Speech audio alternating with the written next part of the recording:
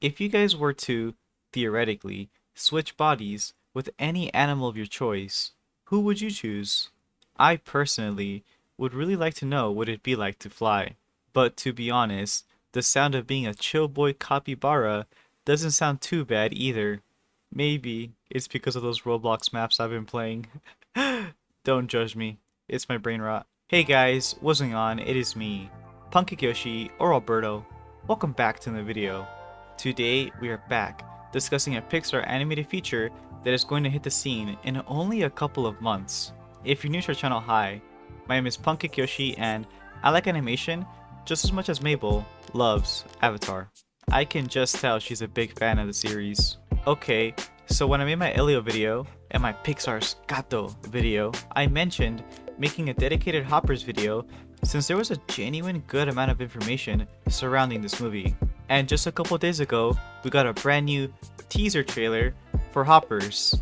It's kind of crazy that we're calling a teaser trailer for a 2-minute long video, but hey, we'll take it. The trailer itself follows Mabel, who recently went through a scientific breakthrough with her lab mates, and is able to hop into different animals' minds. They use a beaver puppet to put Mabel's mind into it, and Mabel is tasked with trying to stop some incoming threat. In an article where Animag had a conversation with Daniel Chong, who was the director and co-writer for Hoppers, and was also known for his work on We Bare Bears, We Baby Bears, and an honestly pretty impressive repertoire for his animated features. I found out that Mabel's Beavers mission is to reintroduce the animals into a glade, which is kind of like a green pasture, because they are under the threat of a greedy mayor who's planning on destroying their natural habitat for a monstrous highway construction plan. The mayor himself is voiced by John Hamm, who is a vet in this field. Daniel Chong also provided an inside scoop for this animated movie in his interview. We now know that they finished the animation for this movie, which took them no short of 5 years. That's pretty impressive. Their biggest leap in animation here was creating stylized fur for their animals. They wanted the animals to feel cuddly and huggable, so when you squish them, their fat folds come out. And if that doesn't sound adorable, I don't know what will.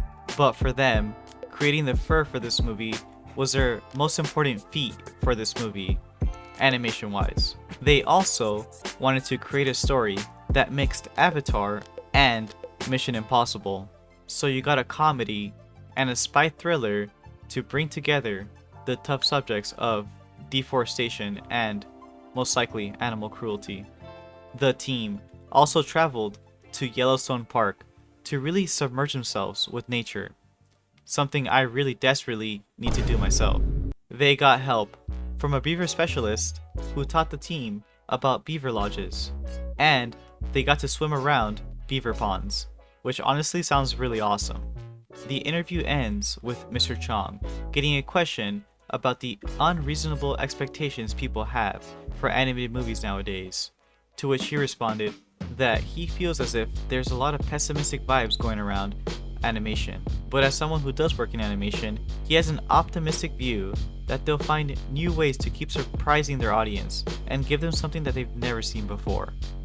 In my personal opinion, it's always been about telling meaningful, engaging stories that feel very unique in their own way. Unique being the power word here.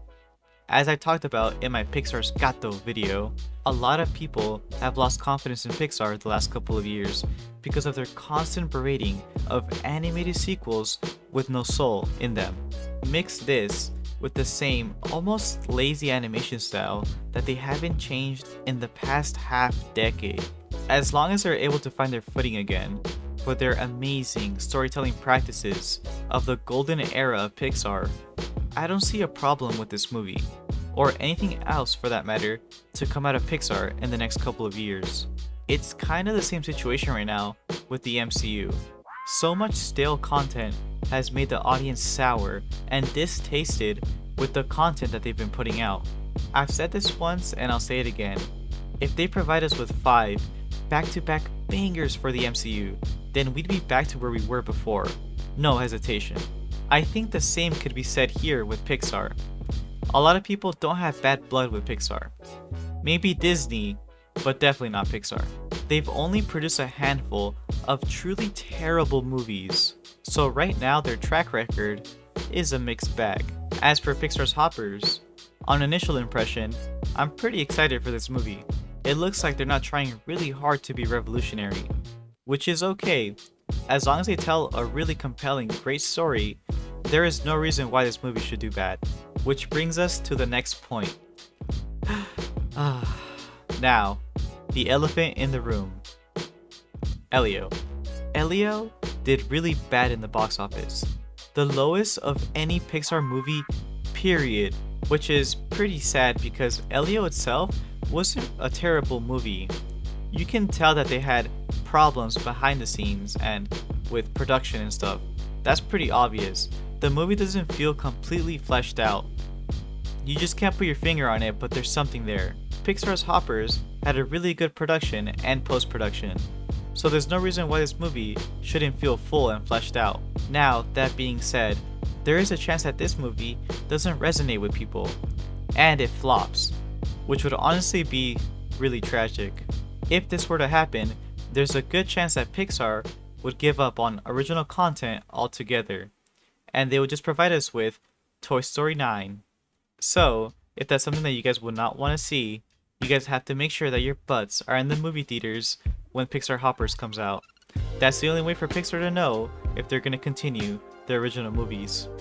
It's unreasonable to expect Pixar's Hoppers to make $1 billion like Moana 2 or Toy Story 5.